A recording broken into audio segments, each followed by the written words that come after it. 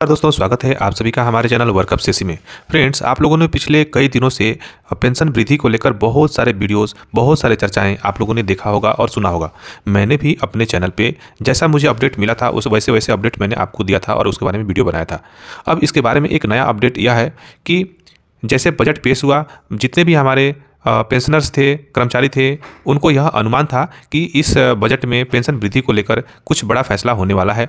लोगों को इसके बारे में बहुत सारी आशाएं और आकांक्षाएं थे कि शायद इस बजट में कुछ अच्छा होगा, लेकिन इस बजट में पेंशन वृद्धि को लेकर कोई भी चर्चा और कोई भी घोषणा नहीं हुई, जिसके कारण जितने भी कर्मचारी थे, जितने भी पेंशन भोगी थे, वो काफ़ी दुखी और नाराज भी हैं।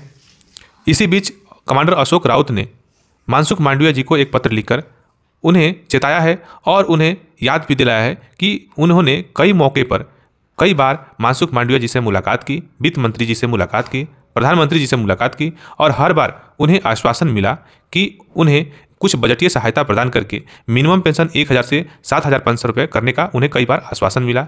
लेकिन डिमांड 64 में देखा गया कि इस डिमांड 64 में कोई खास अमाउंट आवंटित नहीं की गई है, जिसके कारण कमांडर अशोक राउत ने अपने पत्र में लिखकर और जवाब मांगा है। पत्र इंग्लिश में है, आप डिस्प्ले पे आपको दिखाई दे रहा है, आप पढ़ के समझ सकते हैं। अगर आपको समझ में नहीं आता है तो मैं आपको इसे हिंदी में समझाने की कोशिश करता हूं।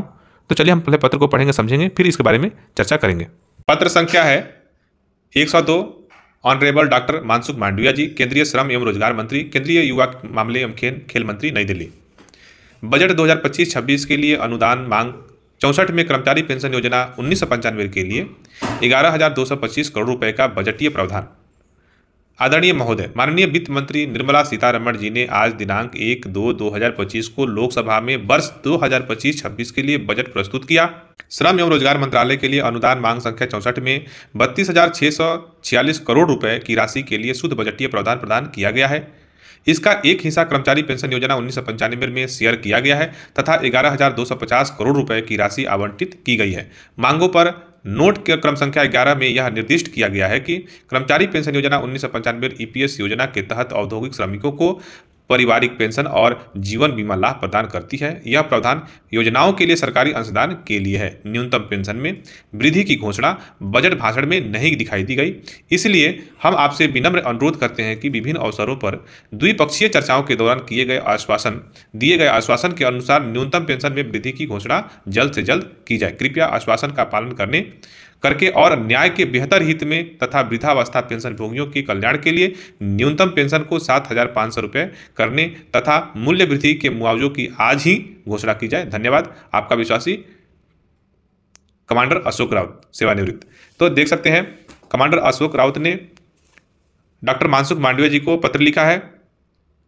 इस बार बजट में जितने लोगों के जो आशाएं थी, आकांक्षाएं थी, अपेक्षाएं थी सरकार के बजट से कि न्यूनतम पेंशन वृद्धि हो सकती है 1000 से 7,500 रुपये, जो कि हुआ नहीं।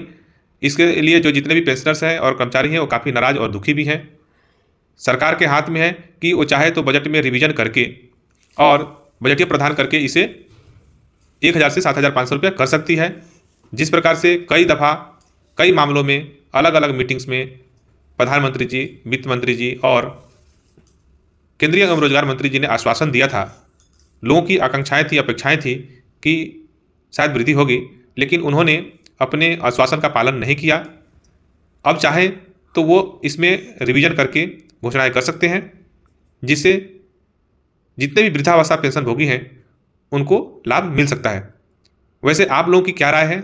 आप लोग अपनी राय इस वीडियो के कमेंट में अवश्य दें और सुझाव भी जरूर दें कि सरकार को इसमें क्या करना चाहिए।